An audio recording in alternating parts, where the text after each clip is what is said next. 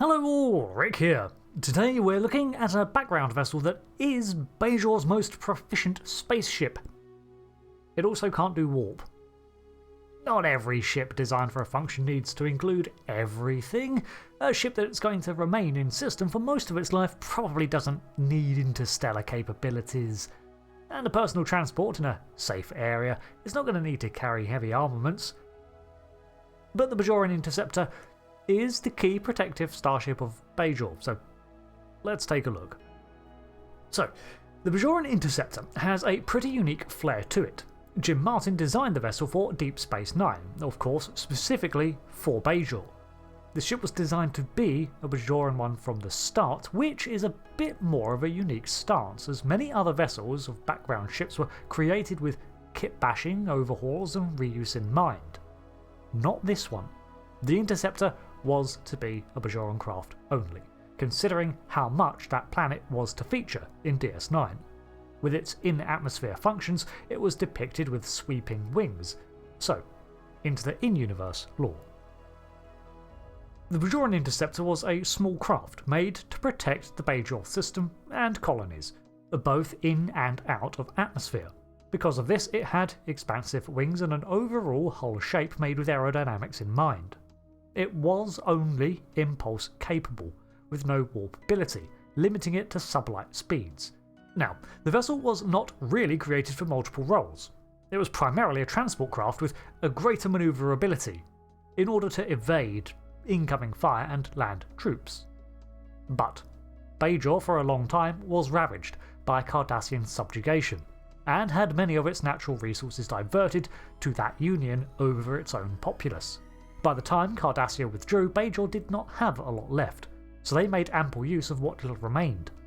This saw the Interceptor being used as the primary patrol and defensive vessel of Bajor, alongside continual use as transport by the Bajoran militia for both cargo and personnel.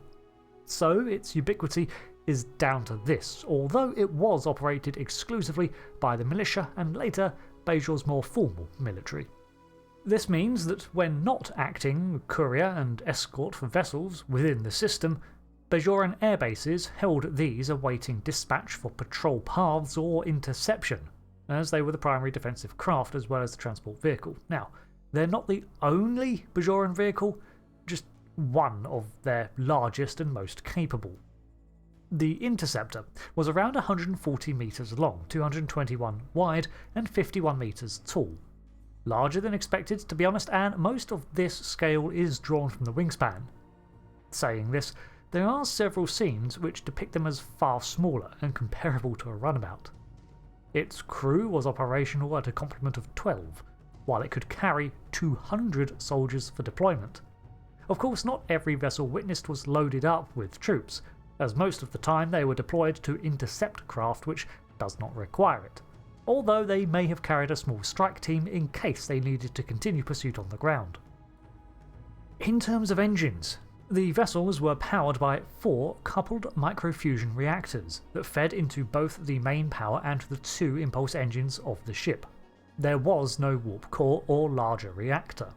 This shed a lot of time and development from these ships, saving resources but severely limiting their range to planetary defense.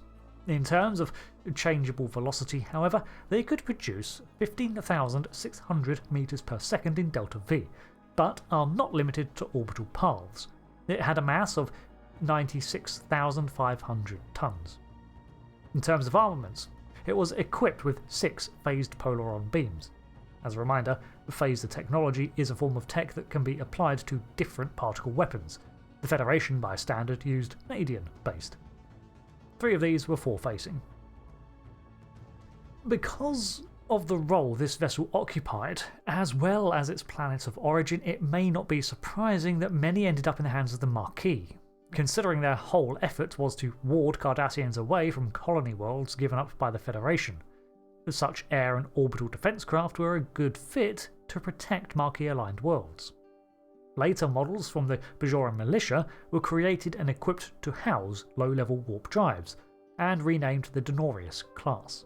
This included the implementation of nacelles in the wings so that they could reach about Warp 3, ensuring that they could patrol their entire system. However, the inspiration for this change was the settling of the Dominion War, and the desire to protect the Celestial Temple without Starfleet's intervention if needed.